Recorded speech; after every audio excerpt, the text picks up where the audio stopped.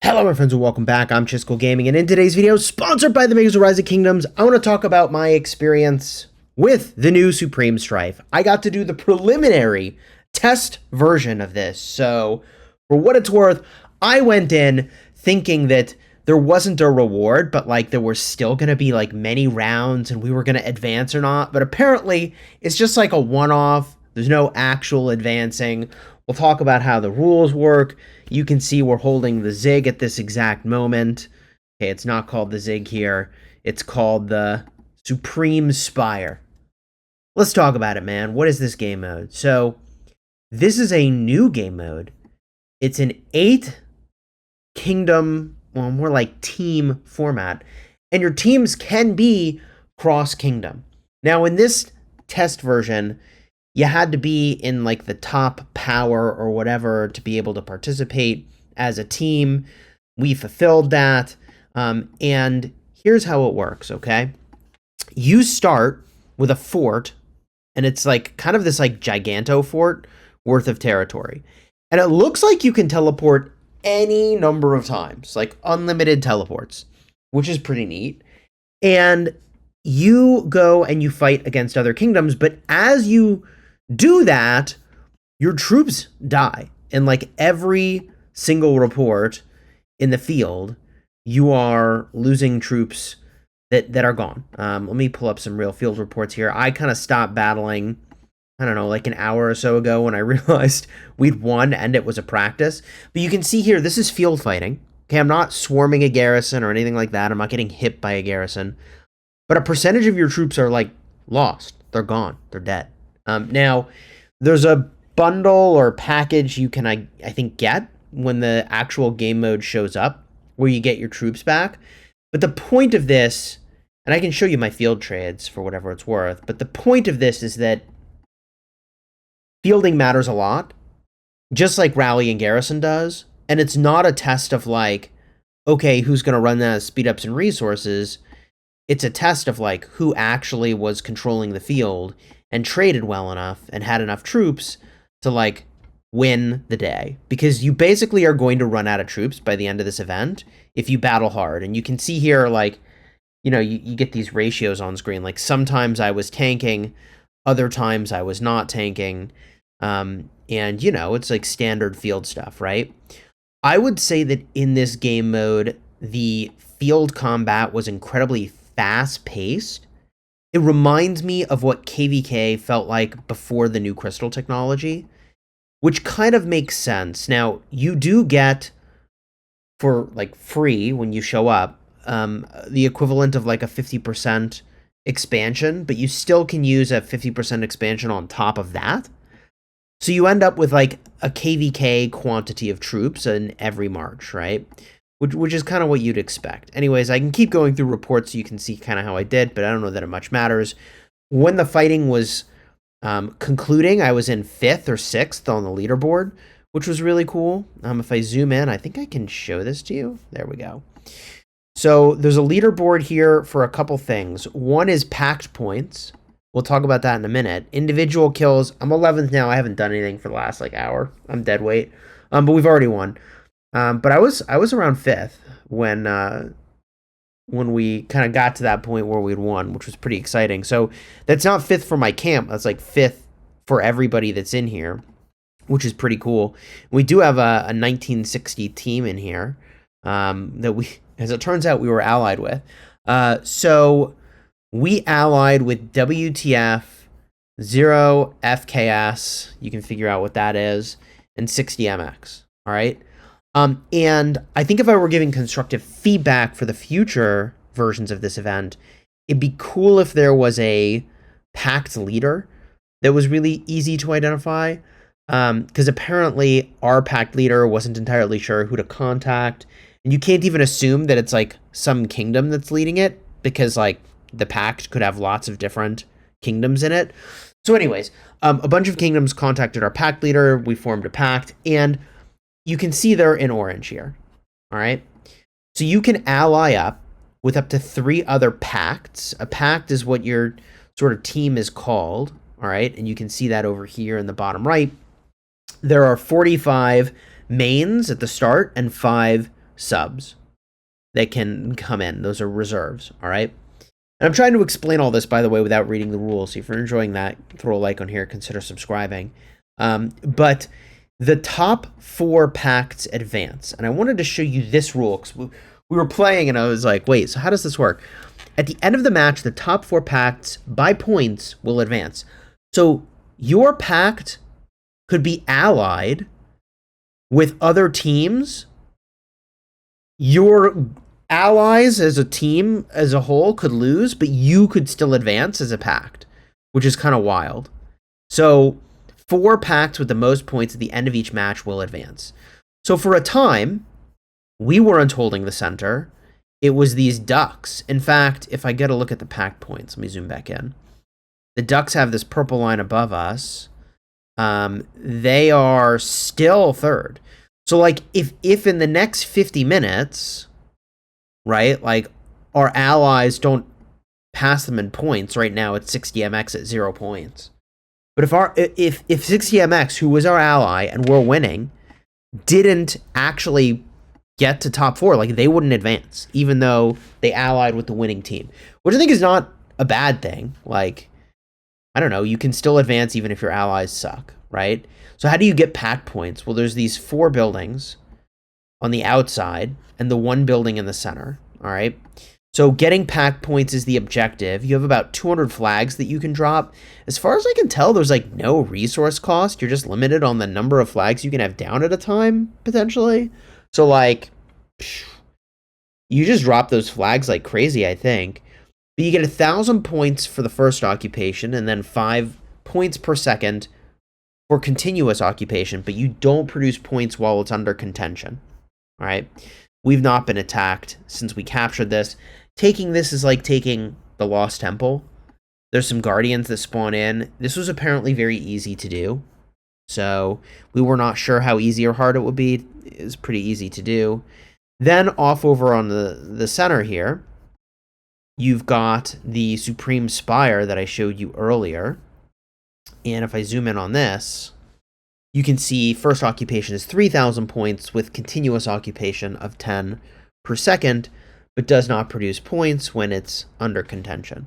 We did not get this initially, but our allies were able to grab it after first the ducks took it, and then from there, we were kind of chilling. You can see these guys have spammed out a ton of flags to protect their spire over here. I guess it's not technically a spire. It's not even a Huron. It's a circle, a supreme circle, shaped like a diamond triangle. It's not even a triangle, like a pyramid. Anyways, whatever. It is cool looking. I digress. I'm tired. Why am I tired? So the way that this works for matchmaking, in part, is that it looks like the people that you're in a map with all vote for the time. And we got 10 UTC as the time. Bro, that was 6 a.m. for me. And I woke up at like 4 a.m. and I couldn't fall back asleep. And then at like 1 minute before my alarm was set to wake up for this, I fell back asleep. You know how it goes, right? So anyways, I am tired. I did not have caffeine yet. But this is a lot of fun. Okay, this was a lot of fun. Flags build very fast. It's like, I don't know, 3 to 5 minutes to build a flag. You only get a small number of burns on a flag, and you can extinguish them really quickly. The rules for how that works are in here, so like that's something that, you know, of course we could review, but you know, you're here for the sentiment, I think. Here's that 50% unit capacity that I was talking about as a boost. 50% march speed. Like, everything was fast, bro. Everything was fast. Like OG KVK fast. 350% flag packed, or packed flag construction speed, right? And it is worth mentioning that there are auxiliary skills. Oh, baby, are there auxiliary skills? Let me tell you. I've covered this in a separate video, so I'll do a breakdown over there for like what I think some good auxiliary skills are. I actually think you can do better than what I've done here. But you can switch your auxiliary skills anytime. You can switch your equipment anytime. Unlike Ark of Osiris, where like you lock and load and sucks to suck if you have the wrong thing, you can change stuff around here. So like, if I wanted stronger anti-swarm, I could take off unyielding and I could put on instead like Charles Martel, fourth skill as an example, and you can kind of do that in real time. All right. But I used big skill damage on my QSH, bro. And I maxed him. Bro, I can't believe this. I thought this was real. I thought there was advancement. And I knew there was no reward at the end, but like I thought we were going to advance. So I maxed QSH for this, bro. Oh my god. Rip Bozo. I genuinely rip Bozo. Right? But like, yeah, so I maxed QSH just for this, bro. And yeah, I put Mehmed, which has 20% skill damage and 20% attack. I put Edward of Woodstock, 25% more skill damage, and then 50% more skill damage from Esong. Bro. Whoo! And then, you know, Ragnar was kind of cooking. I don't know if this was any good. Someone from my team did this, and I was like, oh, that's kind of a neat idea. You probably could do better than this. 10 attack, 20 health. Whenever you deal direct damage, you inflict odd on them, so they take more skill damage. And it's weird that, like, I'm using Sun Tzu, but, like, skill damage just slaps. Call me crazy. It's just very good. And I used this really insane combination that I used in the past in KVK, and I keep talking about how good it is, and one day people will catch on. But it's Philip BQ, and I'll link to the video at the end of this. How I completely broke Philip using this configuration. You reduce your rage by 100, and then, oh, this actually is really cool when you pair with, what's his face? Well, I mean, I do have him on the field, Ragnar, but whenever their troop launches a basic attack against a target that is currently taking additional damage over time, you silence them. I mean, I think it still works. It's not quite as good as when Ragnar's in the pairing, but I think that still worked. And then over here, I used Arthur. People sleep on this auxiliary skill. I maybe should put something else there. But 20 extra rage per basic attack is kind of gross. Like, it's twice as good as Feral Nature. You just think about that for a second. This is twice as good as Feral Nature talent. And I put Alexander the Great on here. It definitely was very glass cannon. I probably should have done something else. And then for my Arthur, my William Wallace. I've got the Pyrrhus skill here with health and march speed. I got CJ on here for the skill damage. I don't know. You mitigate a little damage and you do 1,500 factor every 10 seconds. Like, that's pretty decent. Right? And then 25% more normal damage. Okay? So, you know, the combos were Ragnar with Skippy, obviously. I used Arthur with William. You could debate that William should probably be benched. I just figure new calves are going to show up real soon anyways. And we could debate about William, but at the end of the day, I probably put William's skill over here where she is, and the new cav pairs as the secondary with Arthur. I use combo, right? Combo armaments. I got Wallace with Liu Che. I got Philip with BQ. Works freaking great. And, you know, of course, QSH with Zhuge Liang. Best combination in the game. It's, like, so good. Especially when you can do this with Esong. It's just a no-brainer. So good. And, yeah, my Huo's benched. My Ashe is benched. A bunch of good stuff's benched. Yeah, that's what I used, man. It was really fun. It was really fun. I do think this has got a good pace to it. I will say, like, the last kind of 2 hours actually have been, like, we've been done. It's been long over. But, yeah, you know, everyone here, what are we doing? What are we up to? We taking a picture? Oh, no, they're pushing again.